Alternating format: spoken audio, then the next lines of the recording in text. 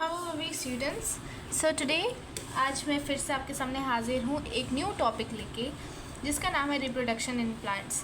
This is for all the class 8 biology students. And मैं एक चीज़ clear कर दूँ कि मैं कौन सी बुक फॉलो कर रही हूँ।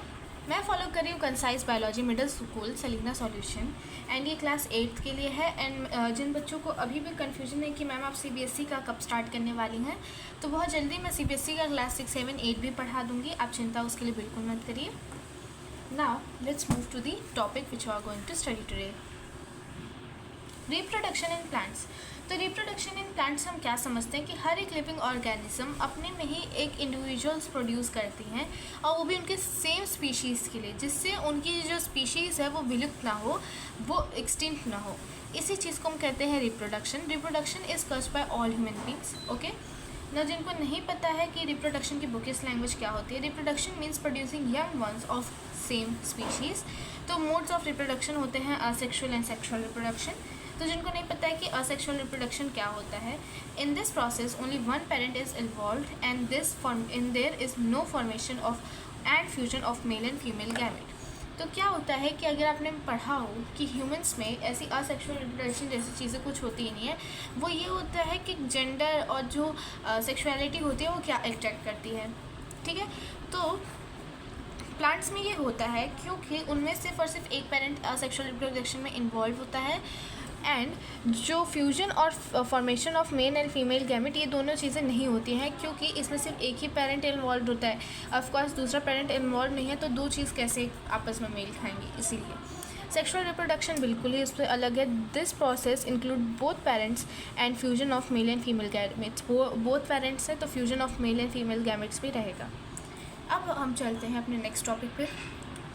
तो हमारा ये टॉपिक है असेक्सुअल रिप्रोडक्शन इन प्लांट्स।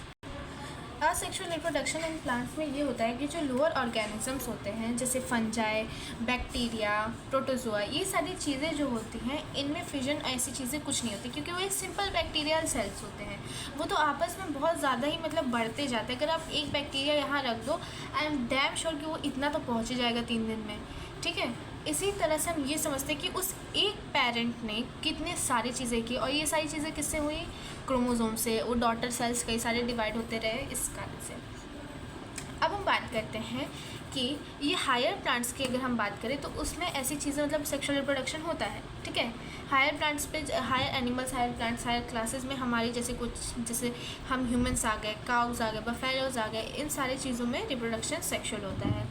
अब बात करते हैं कि जो वेजिटेटिव पार्ट्स होते हैं प्लांट के, such as root and stem, वो जब हेल्प करते हैं स्मॉल पार्ट्स के प्लांट को ग्रो करने में, इसको हम कहते हैं वेजिटेटिव प्रोपगेशन। ठीक है, तो इसका क्या फुल मीनिंग होता है?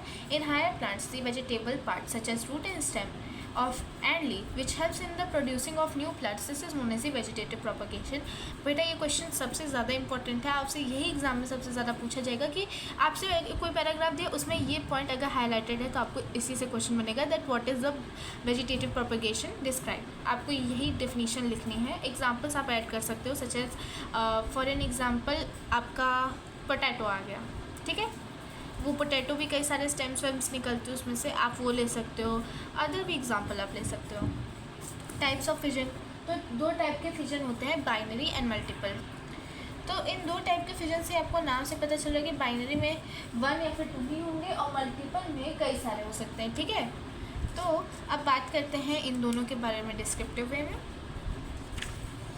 तो बाइनरी फिजन लोअर ऑर्गेनिजम्स में होता है, जैसे बैक्टीरिया मैंने आपको ऑलरेडी बताया, जो रिप्रोड्यूस करते हैं asexually by the method of binary fission. In this method the nucleus of the cell divides. The cell divides into 2 identical parts, they are known as the daughter cell. समझो आपके पास यहाँ पे एक cell है, ठीक है, और ये न्यूक्लियस ही है, एक कंबाइंड न्यूक्लियस है। ठीक है, अब ये न्यूक्लियस 2 आइडेंटिकल हाफ में डिवाइड हो गए। अब इन दोनों को हम क्या कहेंगे? Daughter cell. ये तो सिर्फ एक सेल था।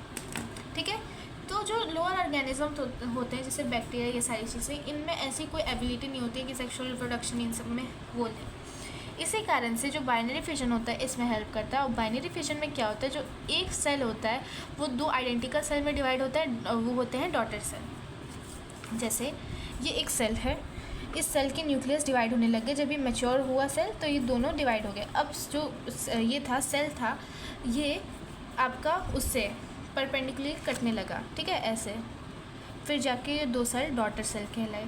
ओके, सो ये था ये वाला टॉपिक। अब हम बात करते हैं मल्टीपल फिजन की। तो मल्टीपल फिजन की वो होती है definition. In some organism such as cholera and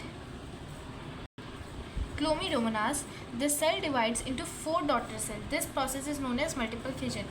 binary में ज़्यादातर आपने कंप्यूटर में पढ़ा होगा तो 1 and 0 होता है, ये मिलके 2 डिजिट्स बनाते हैं। मल्टीपल में ये जो होता है जैसे कॉलेरा एंड क्लोमीडोमोनास, इनमें 4 डॉटर सेल्स डिवाइड होती हैं। मतलब एक जो सेल है वो 4 भाग में डिवाइड होता है और एक सेल फिर 4 में ऐसे ऐसे कई सारे डिवाइड होते रहते हैं। इसको हम कहते हैं मल्टीपल फिजन। ठीक है, अब हम बात करते हैं बडिंग की। This method is common in yeast. Here the parent cell produces outer growth called the bud. The bud grows and gets detached and leads an independent life. तो क्या होता है कि आपने अगर मैं आपको अभी इमेज दिखाने वाली हूँ, उसी से आपको समझ आएगा। तो आप यहाँ देख सकते हो कि बर्ड फॉर्मेशन क्या होती है। देखो, सबसे पहले आपके पास एक सेल था, वो सेल धीरे धीरे अपने ऊपर से एक यीस्ट बनाने लगता है, मतलब उसके ऊपर एक बर्ड फॉर्म होने लगता है। और इस बर्ड के बाद ये जाके न्यूक्लियस, जो इस बर्ड का न्यूक्लियस था, ये 2 भाग में डिवाइड होने लगता है। देन उसके बाद यहाँ पे जो ये था, जो न्यूक्लियस डिवाइड होने के बाद ये सेल भी परपेंडिकुलरली यहाँ से थोड़ा सा कट होने लगता है एंड बाद में ये एक अलग सेल बनता है।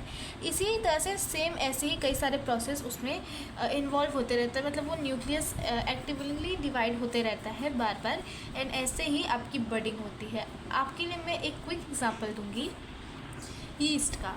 तो यीस्ट में ये होता है कि जो आपके लिए वो होता है, मतलब आपका एक जो सेल होता है उसके ऊपर छोटी छोटी बर्डिंग्स होने लगती हैं एंड वो एक मतलब डी अटैच हो जाती है जब वो पूरी तरीके से ग्रो करती हैं एंड वो एक इंडिपेंडेंट लाइफ लेती हैं। सेम एग्जांपल आपका पोटैटो, आलू भी होता है, उसमें भी कई सारे बर्ड्स ग्रो होते हैं। जो मोस्टली लोग आलू छीलते हैं ना, उससे वो बर्ड्स हटा दिए जाते हैं, वाइट वाइट होते हैं, तो वो उगते हैं। इधर समझ लो एक पोटैटो, उसके यहाँ मतलब वो उगते रहते हैं, तो उसको काट दिया जाता है। लोग कहते हैं कि नहीं, इस मतलब ये ठीक नहीं है बनने लायक। तो आप एग्जांपल ले सकते हो आलू का। आपसे सबसे पहले पूछा जाएगा give an example of budding. एक एग्जांपल पूछा है तो आप पोटैटो वहाँ आराम से लिख सकते हो, और 2 एग्जांपल पूछा है तो आप ये लिख सकते हो the cell yeast and potato. ठीक है, अब बात करते हैं इसके यीस्ट के सेल के इंटरनल पार्ट के। तो यहाँ आप देख सकते हो कि सेल में यहाँ पे आपको कुछ बड़ा सा दिख रहा है, ये होता है आपका वैक्यूल। ये जो ब्लैक कलर की आपको लाइनिंग दिख रही होता है सेल वॉल, ये न्यूक्लियस होता है। ये आपको इंपॉर्टेंट इसलिए रखना है क्योंकि ब्लैक कलर में है, मतलब ये आपका न्यूक्लियस है। ये आपका साइटोप्लाज्म है जिसमें सारी चीज़ें हैं। ये आपका फैट मॉलिक्यूल है और फैट वैक्यूल है, और ये आपका ग्लाइकोजन है। ठीक है, तो आपको ये सारी चीज़ें एकदम ढंग से याद रखनी है। आपने ये साइटोप्लाज्म, वैक्यूल, न्यूक्लियस पढ़ा होगा। आपके लिए ज़्यादातर क्या न्यूक्लियस मतलब क्या इंपॉर्टेंट हो सकता है कि आपके लिए ग्लाइकोजन और फैट मॉलिक्यूल्स इंपॉर्टेंट हो सकते हैं। एंड मैं जानती हूँ कि इसमें बहुत ज़्यादा डाउट रहेगी, तो इसकी भी डिटेल वीडियो बहुत जल्दी मैं ला दूँगी। एंड अब बात करते हैं न्यूक्लियस की। तो जो न्यूक्लियस होता है, जो मैंने आपसे कहा, ये न्यूक्लियस ही सबसे मेन रोल प्ले करता है सेल डिवीज़न होने में। और जिनको ये न्यूक्लियस क्रोमोसोम्स में मतलब थोड़ा बहुत भी वो लग रहा है कि कन्फ्यूजन लग रहा है, तो मैंने ऑलरेडी आपके लिए डीएनए की वीडियो डाल दी है, आप उसको जाकर चेकआउट कर सकते हैं। उसमें हर एक चीज़ें ब्रीफली आपके लिए डिस्क्राइब की गई हैं। And that's for all today. Thank you so much for watching my videos and part 2 जल्दी ही आने वाला है। And bye bye.